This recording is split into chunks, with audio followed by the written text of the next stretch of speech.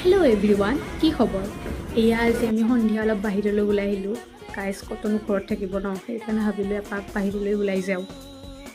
তাৰপিছত ৰাইজ মৌকে পিত চৌকা হৈ গয়া। ইয়াত যিহেতু মাহী আছে তো ভাবিলোঁ অলপ বাহিৰলৈ ওলাই কিবা খাইও আহোঁ, এনজয়ো কৰি আহোঁ। তাইৰ ফূৰ্তি চাওকচোন গাইজ, এইজনীক মানে বাহিৰলৈ ওলাই আহিলে একোৱেই নালাগে আৰু। তাৰপিছততো এনেকৈ বহি থাকিলে নহ'ব ন, কিবা এটা অৰ্ডাৰ দিব লাগিব। তো আমি সকলোৱে কিবা এটা অৰ্ডাৰ দি বাহিৰলৈ ফটো উঠিবলৈ গ'লোঁ। এয়া তাৰপিছত আমি গোটেইকেইজনীয়ে ফটো উঠি আছোঁ।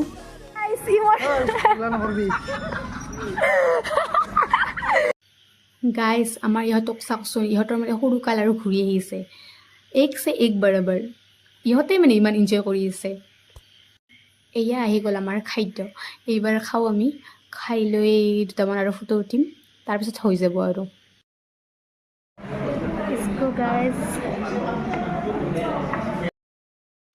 আমাৰতো খাৱা হ'ল ৰাইজ, কিন্তু আমাৰ এই সৰু মাইনাজনীক চাওকচোন, তাই মানে আমাৰ ওপৰত ইমান খং উঠিছে। আমি খাই আছোঁ, তাই খাব পোৱা নাই, সেইকাৰণে বহুত খং উঠিছে। তাৰপিছত আমাৰ এয়া হৈ গ'ল, এতিয়া আমি ঘৰলৈ যাওঁ। আজিলৈ ইমানেই। চেনেলটো ভাল পালে ছাবস্ক্ৰাইব কৰি দিব হা।